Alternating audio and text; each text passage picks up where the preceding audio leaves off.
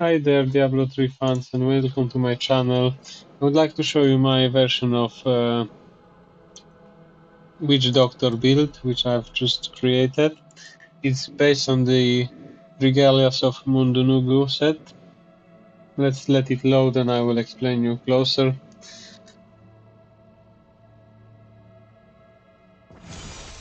Okay, so let's start from the follower. That's gonna be the easiest, because if you follow any of other builds I've ever made on this channel, you will see it's exactly the same set. It just passes between the characters. I use all of the items which give some bonus to emanates, that gives you the most of benefits of it. So as a shoulders I'm using Spolders of Zakara, which gives the indestructible items. Then there is a broken crown as a helmet, which increase double drop of the legendary gem if one is applied to this helmet.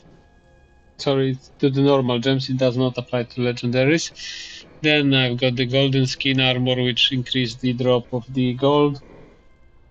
Dove energy trap, which increased duration of stuns. It can be also flavor of time if you like to increase the length of the obelisk bonuses.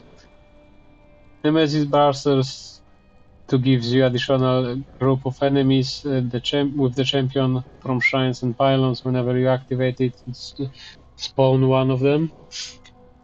Normal average band, which just increase the gold pickup radius.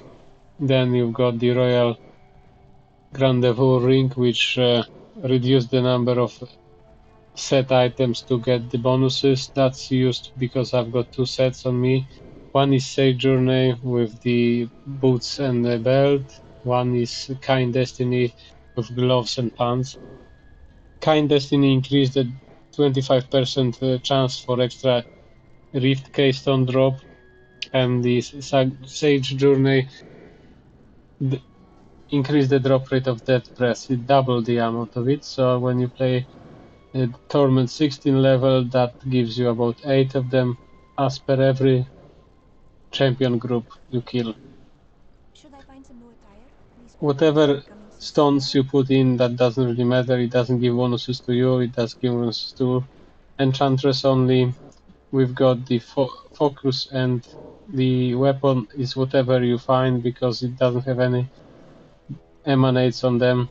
Any of the items legendaries don't have emanates on those two slots. In terms of skills, I'm using Charm, Prophetic Harmony, this is to reduce your skill cooldown, Powered Shield to reduce the damage. This character is based on reduced damage, so everything which reduces damage you will see everywhere on the skills, on the items, which we'll check in a minute, and then Focused Mind with increased speed. This can be Fate Lapse if you play hardcore, but I don't do, so I just choose the speed increase skill. And in terms of our set, as I said, it's gonna be Mundunugu's Regalia, 5 items, because we're using the Ring of Grandevaux in our Canai's Cube, and that's gonna be head, torso, shoulders, hands, and feet. As a secondary set, I'm using the Captain Crimson Streamings, which is the pants and the belt. The mindset is to increase the damage you have from Spirit Barrage. That's gonna be 20,000% increased damage, and additional percent equal to 5 times your mana regeneration. And you've got also 60% damage reductions for 30 seconds when you enter a spirit realm. This is the Spirit Walk, which enter you to the spirit realm. So that's your speed running skill, which also increase your survivability by increasing your damage reduction. And the first option, bonus option of that set, is the Big Bang Voodoo follows you. It's not standing in one place, so you don't need to depend on being around that. The voodoo is around you. And the second set is increasing this life regeneration, cooldown of skills reduction, reduce all resources cost. That's for two items. And the third item bonus is damage dealt is increased by your percentage of cooldown reduction, and damage taken is reduced by your percentage of cost reduction. So you've also got the squirt necklace, which increase your damage dealt, but also increase the damage taken. So that's something you need to balance. That's why we've got two items which reduce the damage from the enemies. One was the set bonuses, and the second one is this Lacumba's ornament. This is very important for your build because it's reducing the damage by 6% from each stack of soul harvester you have. So that's the skill I'm using, and that's when it's stacked to 10, it gives you 60% damage reduction. Why I'm saying it's up to 10? Because I'm wearing the sacred harvester, which then gives you that bonus that soul harvester now stack up to 10 times. As a second-hand offhand Moyo, I'm using the Gazing Demise. This is the increased damage to Spirit Barrage, which is obviously what you want to have. In terms of rings, I'm using Vulcatus Wedding Ring. You could put here any other ring, it doesn't really matter. You look for something which increases the damage of your skills. I've put this one, I couldn't find any better one, but that's drain the life from the enemy, so that's increase your survivability. And the conviction of elements, this is to increase the damage from single elements. You can see this is running every 4 seconds, changing. You base your damage on the cold damage. That's when this got in with the cold, then you've got a proper kick on the enemies. Legendary gems, I'm using Gogok of Swiftness for speed, Molten Wheelbase Gizzard for the shield, and for life regeneration, and Bane of Trap for increased damage, and Aura, which reduce the movement speed of enemies. So, like defense style. Paragons, I'm not using Vitality and Maximum Mana. I'm just topping up to Intelligence to increase damage. Offense, you need attack speed, you need cooldown reduction, and then those two. I would first done the critical hit damage, then the critical hit chance. Defense, I'm using all of the three main ones, resist all, armor, and life. I would start from life and then go to armor and resist all, and the last one, life regeneration. It's not that important. Area damage first, then resource cost reduction. This can be swapped depending how you are with the with your mana, basically. Life per hit, and then the gold peak radius at the end.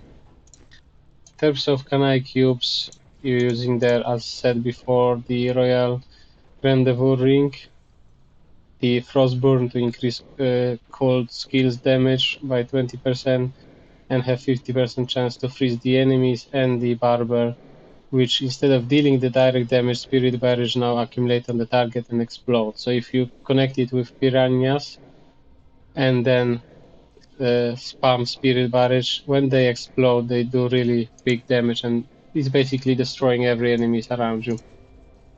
In terms of skills, which we started talking about, the active ones is Locust Swarm with Pestilence. This is to give some more damage on when the Spirit Barrage is spammed by the Manitou. So the Spirit Barrage with Manitou, which summon a specters above your head, and that spam the attacks across all the enemies around you. So you don't need to click on the enemy, this will do it for you. As said, I would like to have Piranhas with Piranhado that create a whirlwind which takes all the enemies into one place. Then when you spam Spirit Barrage and it's exploding on all of them at the same time. Spirit Walk, Severance, this is for faster walk, as well as adding you that 60% damage reduction from your set items. Soul Harvester, it's feed on the life force of enemies and increase your intelligence, so that's increase your damage, but also because of the Lacumba's ornament, it's reduced this damage you take from the enemy. So This all gives you like 120% damage reduction, which is a big decrease. And the Voodoo, Big Bang Voodoo with the Ghost Trance, I'm using it, just increasing my attack and movement speed, and also heals me and my allies.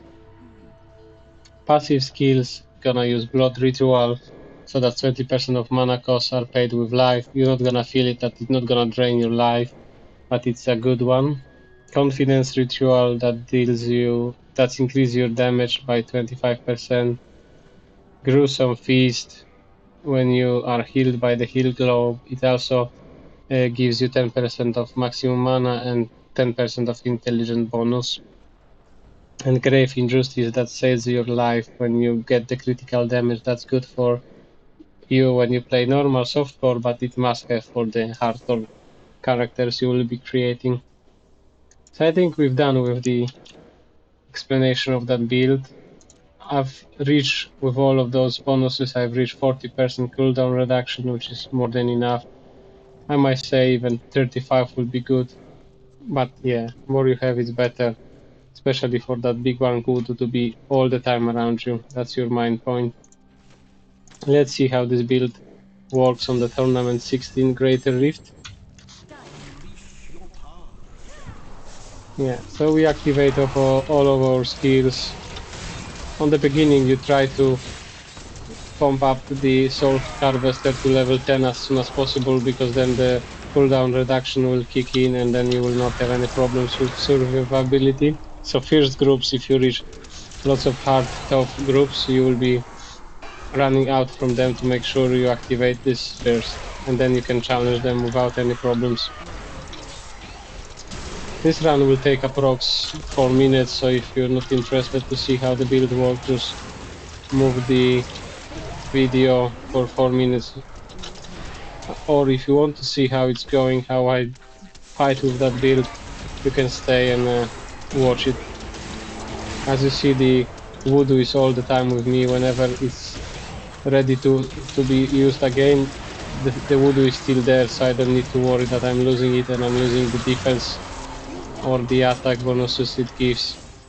And as you see, we started with 24 millions of toadness, which is not enough to do such high level of rifts, but with all the bonuses on board, when you activate all of the auras, you've got 363 millions. With a bit of effort you can reach about 500 millions of toadness easily. With the good shrines I had about 420 millions. So when you pimp up your set, then it's not gonna be an issue for you to fight rifts like level 100, 110. Maybe 110 is a bit of a push for the beginners, but 100 definitely. I don't have any problem with standing in the middle of the monsters, as you see, because I've got so much of cooldown of damage reduction. So even the groups of champions doesn't make any troubles. We would like to see how it's gonna be with the Rift Guardian, which will come in a minute. We are now on 46%.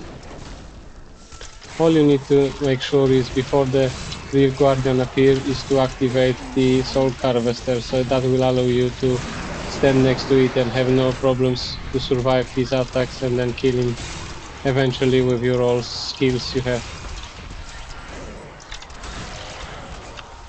So let's not waste more time, let's get on with those enemies.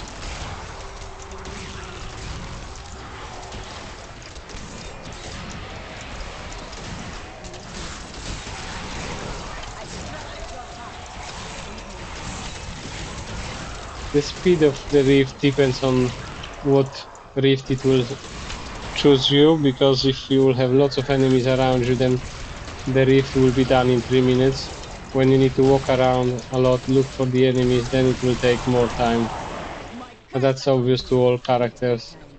Only like the monk with water ally build, this will not depend on what sort of rift you got. Soon it get the in-game kicked in, then it just fly over everywhere. With this ones which moves on their hoods, you will have that problem.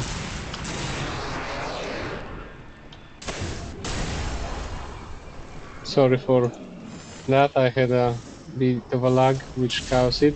It's not normally happens, but because I was standing in the middle of so many bosses explosions, then you will not survive it. So let's go here to activate Soul Harvester. Need to be careful, I've got only level 3, that's not gonna be enough for Guardian. So you need to start from spamming it. Yeah, like I said, it's not gonna be enough. So that's your main point, to make sure you've got the Soul Harvester activated, otherwise you've got like 30,000 toadness, which is nowhere near the level you expect to have.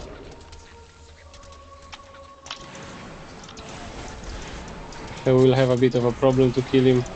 But you know what this build is based on, how to construct it, so I think we can come back to the town now. If you enjoyed it, I recommend you to try this build on your own. It's really survivability is good when you don't lose the soul harvester. If you like the video, leave your comments, leave your thumbs up, and if you want to see more of the videos, subscribe the channel because they don't appear on a regular basis. And see you in the next one. Take care.